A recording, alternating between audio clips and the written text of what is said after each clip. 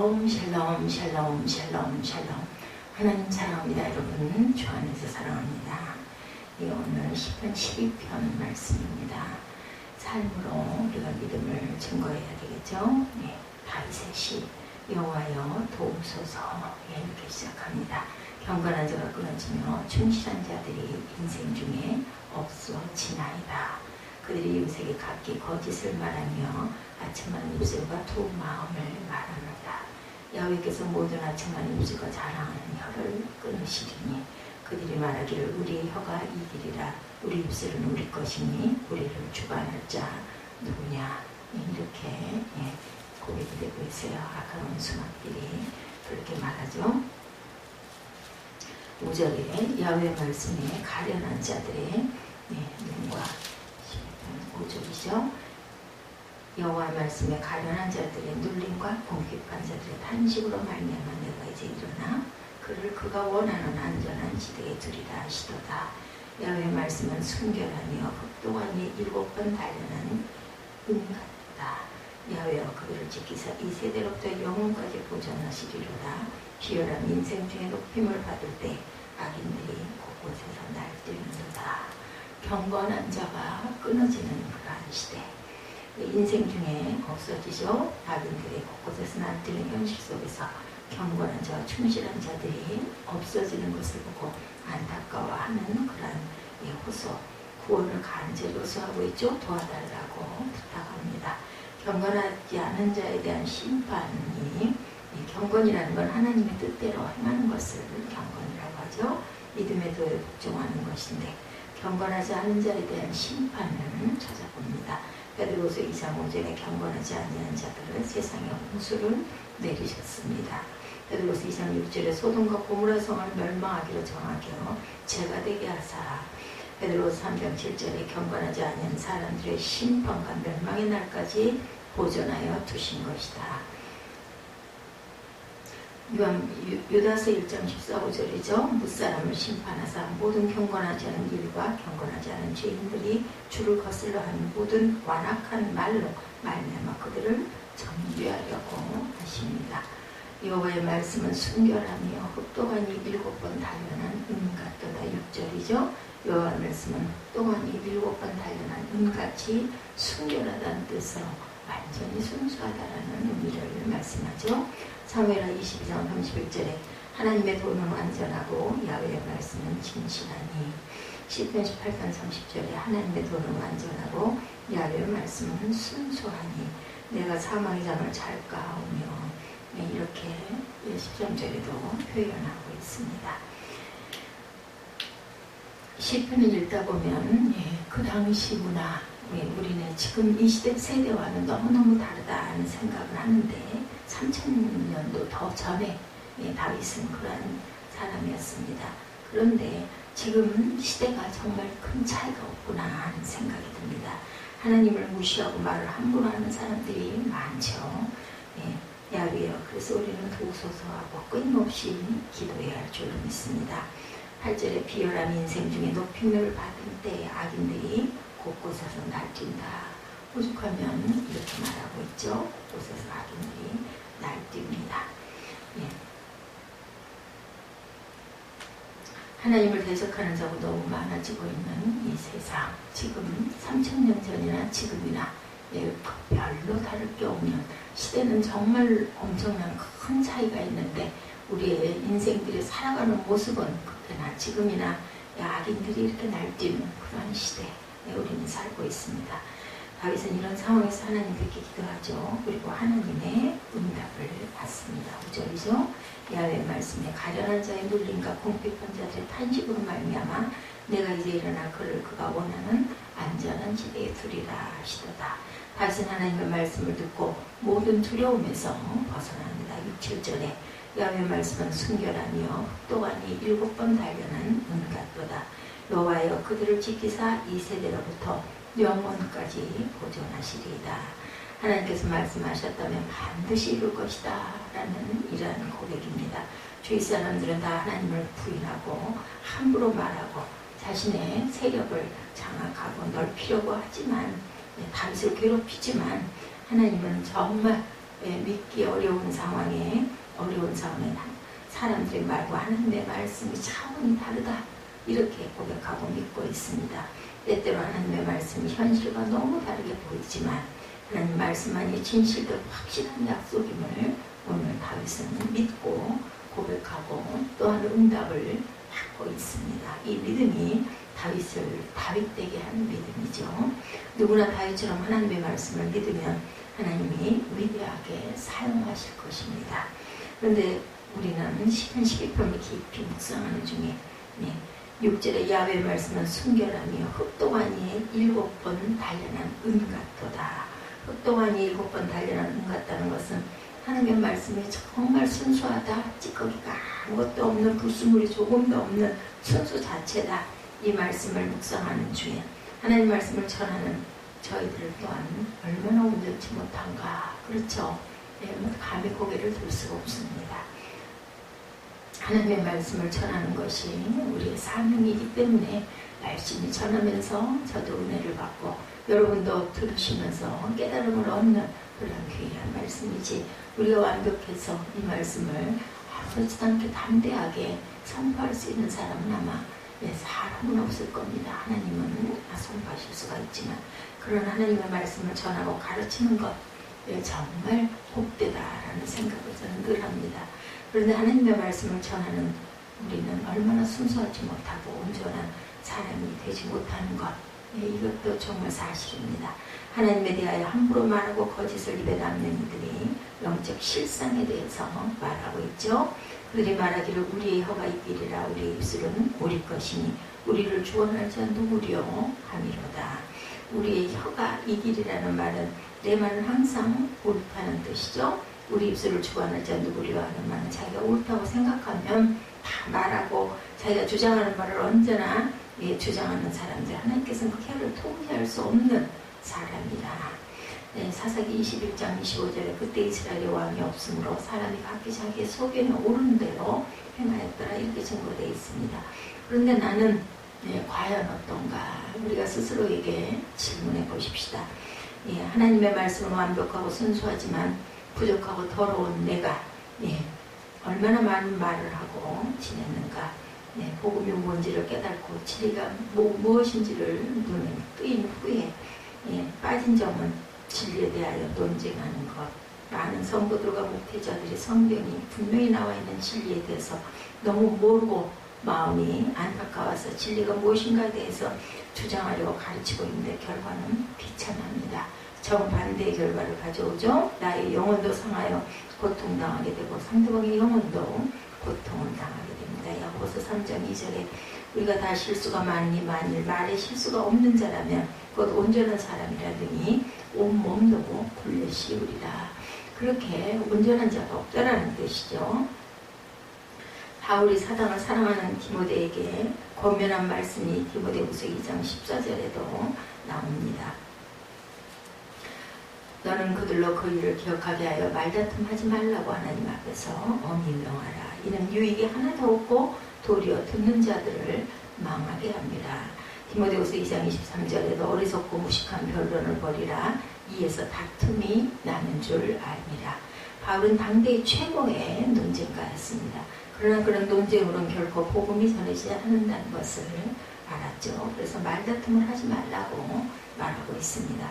하나님의 말씀은 너무나 순수하지만 우리의 말은 순수하지 못하기 때문이다. 논쟁하면서 자신의 온전함을 지킬 수 있는 사람은 아무도 없습니다. 논쟁을 하다 보면 진리를 변하는 것이 아니라 자신의 입장에 있어서 혈기가 올라오죠. 어거스틴은 늘 저 자신을 항상 변화하는 욕망을 고쳐주소서라고 반복하여 기도했다고 합니다. 엘리야는 위대한 선지자였죠. 능력 있는 하나님의 종이었습니다. 그는 갈멜산에서 850명의 우상을 섬기는 제사장들 앞에서 담대하게 하나님의 살아계심을 선포하고 영적 전쟁을 제안해서 승리를 하기도 했습니다. 그러나 이세벨 여왕이 여전히 자신을 죽이려고 쫓아오자 열왕기상 19장 4절에 하나님께 기도하기를 여호와여 넉넉하오니 지금 내 생명을 거두시옵소서라고 기도합니다. 그리고 10절에 보면 19장 10절에 오직 나만 남았거늘 그들이 내 생명을 찾아 빼앗으려 하나이다. 그때 하나님께서 열왕기상 19장 18절에서 대답하시죠. 내가 이스라엘 가운데 7,000명을 남기리니 다 바알에게 무릎을 꿇지 아니하고 바알에게 입맞추지 아니한 자니라. 깨닫고 보면 우리가 한 입으로 믿음을 말하고 복음과 진리를 말하지만 또 그 입으로 탄식과 원망을 얼마나 쏟아낼 때가 많은지 알 수가 없습니다. 그러나 이런 말로 어떻게 하나님의 말씀을 온전히 변증할 수가 있겠는가? 사람들이 우리에게 진리가 무엇인지 물으면 기쁘고 담대하게 고백하고 간증하고 선포할 줄 알아야 되겠죠. 그러나 논쟁이 시작되면 조용히 일어나야 합니다. 나는 죽고 예수로 사는 십자가 복음을 전해야 하지만 논쟁이 되면 일어나야 한다는 거죠. 24시간 예수를 바라보는 일에 대해서도 논쟁이 되면 또한 일어나야 합니다. 십자가 복음, 임마누엘, 성령의 내주하심, 다 논쟁으로 이해될 수 없는 진리들입니다. 오직 주님이 나를 가르쳐 주셔야 깨달아지는 것. 누구나 진리를 알고자 하면 성경을 읽기만 해도 쉽게 깨달아지지만 논쟁을 하면 더욱 마음은 다쳐버리고 맙니다. 그래서 예수께서도 재판을 받으실 때 논쟁하지 않으시고 침묵하셨다고 나오죠. 안타까운 것은 우리는 모든 것을 말로 해결하려는 조급함이 있습니다. 그러나 깨달아야 할 것은 가장 비효율적인 방법이 말로 가르치고 주장하고 설득하려는 것이다. 명심해야 됩니다. 우리의 말이 얼마나 불완전하고 그 말 속에는 가시가 얼마나 많은지 생각해야 되겠죠. 어느 집사님네가 늘 다투며 살았어요. 싸울 때는 당연히 다 이유가 있습니다. 그런데 어느 날 교회에서 실시한 부부 세미나에 참석했다가 이 부부가 잘못을 깊이 깨달았다고 합니다. 하나님께서 그만 화를 극지라 해도 계속해서 용서하라, 섬기라 해도 하나님의 말씀의 권위가 전혀 서지 않고 거부하고 자꾸 다툽니다. 가정에서 하나님의 말씀의 권위가 세워지지 않았던 것, 그리고 자녀들 생각이 납니다. 집에 와서 자녀들에게 제안을 합니다. 교회 가고 싶으면 가고 싶지 않으면 가지 말아라. 헌금도 하고 싶으면 하고 싶지 않으면 하지 말아라 라고 자녀들에게 제안을 했더니 아이들이 자신의 용돈으로 헌금하고 싶지 않고 주일에는 교회 가지 않아도 된다고 하면서 가지 않겠다 했다는 거죠. 굉장히 놀랐다는 겁니다. 저도 마찬가지입니다. 교회 잘 나간다고 여겼던 자신들의 신앙의 내면에는 가고 싶지 않은 마음이 가득 차 있었던 것이죠. 그동안 이 아이들은 교회에서 사랑과 용서에 대해 배웠지만 믿지는 않았다. 자신들의 생활에서 체험되는 것은 미움과 다툼뿐이었기 때문이겠죠. 다행히 그 집사님의 아이들은 그래도 믿음 안에서 잘 자라서 성장을 잘했다고 합니다. 부모가 보여줘야 돼요. 믿음의 삶을, 믿음의 그러한 생활을, 우리의 자녀를 하나님의 말씀으로 양육할 때도 말로 해서는 안 된다는 거죠. 삶으로 가르쳐야 합니다. 어떻게 삶으로 하나님의 말씀을 증거할 수가 있을까? 노력해서는 안 되고 노력해서 될 일이 아니죠. 마음이 바뀌면 저절로 됩니다. 하나님의 말씀을 증거할 수 있으니까 노력해서는 안 되고 저절로 되어져야 된다. 마음이 바뀌어야 되겠죠. 사람은 자기가 좋아서 하는 일은 아무도 못 말립니다. 사람은 돈 버는 일이 아니면 무슨 짓이든지 다 합니다. 낚시, 등산, 골프 등 돈으로 시간이 많이 돈이 들고 시간이 들어도 자신의 좋아하는 일은 막을 방법이 없습니다. 이렇게 로마서 12장 2절에도 너희는 이 세대를 본받지 말고 오직 마음을 새롭게 함으로 변화를 받아 하나님의 선하시고 기뻐하시고 온전하신 뜻이 무엇인지 분별하라 말씀합니다. 마음이 없어서 힘든 것이죠. 삶이 바뀌려면 마음이 바뀌어야 한다는 겁니다. 예수께서는 우리 마음에 오셨어요. 고린도서 13장 5절에 너희가 믿음에 있는가? 너희 자신을 시험하고 너희 자신을 확증하라. 예수 그리스도께서 너희 안에 계신 줄을 너희가 스스로 알지 못하느냐? 그렇지 않으면 너희가 버려온 자리나. 예수님이 우리 안에 오시면 우리의 마음은 바뀝니다. 에스겔 36장 26절에서 28절에도 또 새 영을 너희 속에 두고 새 마음을 너희에게 주되 너희 육신에서 굳은 마음을 제하고 부드러운 마음을 줄 것이며 또 내 신을 너희 속에 두어 너희로 내 율례를 행하게 하리니 너희가 내 규례를 지켜 행할지라. 내가 너희 열조에게 준 땅에 너희가 거하여 내 백성이 되고 나는 너희 하나님이 되리라. 은밀한 죄 짓는 데는 정말 어려서부터 우리들은 정말 모범생 같은 그런 저희들이다. 사람들 앞에서 행실이 바르고 성실하다고 칭찬을 듣는 어떤 사람도 보지 않을 때 항상 올바르고 경건한 사람이었다는 말은 아니었다는 거죠. 감춰진 죄를 누구나 다 갖고 있습니다. 음란과 욕심과 거짓과 교만의 죄, 그런 모든 것들이 있죠. 이런 죄책감 때문에 어떤 목사님들은 이런 죄책감 때문에 목회를 그만두겠다. 이제는 은밀한 죄를 짓는 것이 그런데도 세월이 흐르다 보니까 불가능해집니다. 마음의 죄를 품는 것도 불가능합니다. 예수께서 저와 여러분들 안에 계시면 마음의 죄 또는 은밀한 곳에서 짓는 죄도 불가능하게 된다. 마음으로 죄를 짓는 것 절대로 되지가 않습니다. 마음 괴롭죠? 요한일서 5장 18절에 하나님께서 난 자마다 범죄치 아니하는 줄 우리가 아노라. 하나님께로서 나신 자가 저를 지키심에 악한 자와 저를 만지지도 못하느니라. 이렇게 사도 요한은 고백합니다. 요한일서 4장 16절에도 하나님이 우리를 사랑하시는 사랑을 우리가 알고 믿었노니 하나님은 사랑이시라. 사랑 안에 거하는 자는 하나님 안에 거하고 하나님도 그의 안에 거하시느니라. 이 구절은 요한일서 4장의 두 차례 8절과 6절에도 16절에도 나타납니다. 이 말씀은 사랑을 구하려 하면 실패할 수밖에 없으니 사랑을 구하지 말라는 뜻과 같죠. 사랑을 원한다면 하나님을 구해야 합니다. 우리가 필요로 하는 사랑은 우리 마음에 들어오는 하나님 자신입니다. 내가 살아있으면 그 사랑이 온전할 수가 없어요. 종의 마음이라고 있는 책을 쓰신 남아프리카 공화국의 데이빗 케이프 목사님의 책에 예수를 위한 바보라는 그런 제목으로 출간된 책이 있습니다. 남아프리카 공화국에서 성공적으로 목회를 하고 있던 데이빗 케이프 목사님에게 주님은 어느 날 갑자기 거리에 나가서 사람들의 발을 씻겨줘라는 음성을 들려주십니다. 너무 당황스러운 말씀이어서 14개월이라는 시간 동안 그 부르심을 거듭 확인한 후에 모든 사역을 내려놓고 온 가족이 길거리 세족사역에 순종하게 된 분이랍니다. 예수님의 시킨 말은 행복한 말이죠 라는 문구가 새겨진 티셔츠를 입고 대야가 붙은 십자가를 들고 주님이 명령하시는 곳이면 어디든 가서 만나는 사람들의 발을 씻겨주기 시작했습니다. 가장 먼저 순종하여 간 곳이 요하네스버그 근처에 소웨토라는 도시였다고 합니다. 그것은 범죄로 악명이 높은 아주 위험한 곳이었어요. 그곳에서 불황자 7명에게 끌려가 죽을 뻔한 위기를 겪습니다. 그러나 하나님의 영이 목사님을 보호하시죠. 케이프 목사님을 죽이려 하던 그들을 발을 씻어줄 때 그들이 주님께 헌신하게 되더랍니다. 조직폭력배, 알코올 중독자, 동성애자, 한센병자에게 분장성, 시장, 대통령에 이르기까지 수많은 사람들의 발을 씻겨주었고 초자연적인 치유가 일어나고 깨어진 가정이 회복되고 중독이 치유되고 조직폭력배가 발을 씻겨준 그 자리에서 주님을 영접하며 그와 동행하기로 합니다. 하나님께서 데이빗 케이프 목사님을 왜 설교사역에서 발 씻어주는 사역으로 바꿨는지 여러분들 알 수 있겠죠.